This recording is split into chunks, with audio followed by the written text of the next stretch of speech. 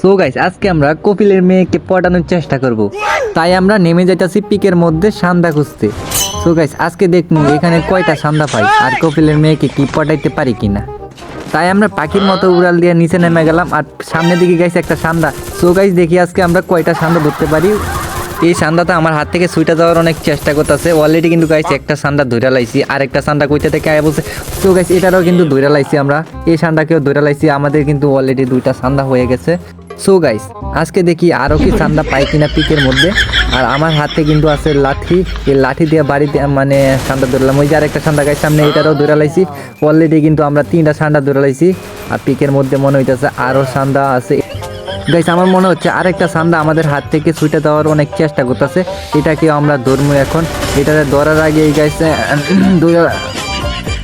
না গাইস সমস্যা নাই, কপিল এমি আমাদের আরেকটা চান্স দিয়ে দিছে। এবারের সান্দা আমরা ধরবই গাইস। সো গাইস যেহেতু কপিল এমি আমাদের আরেকটা চান্স দিয়ে দিছে সেহেতু এবারে আমরা এই সান্দাকে ধরবই আর কপিল মেয়েকে পটাইবই। ঠিক আছে গাইস, তোমরা খালি সাথে থাকো। আর এখানে কিন্তু সঠিক নিয়মে সান্ডা ধরা শেখানো হয়।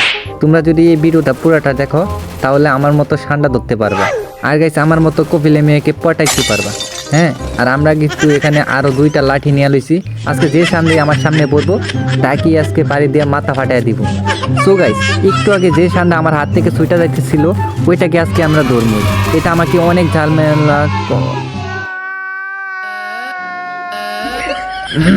না গাইস, কিছু না, সমস্যা নেই। পরে নেক্সট ভিডিওতে সান্ডা ধরবো আমরা আবার, ঠিক আছে।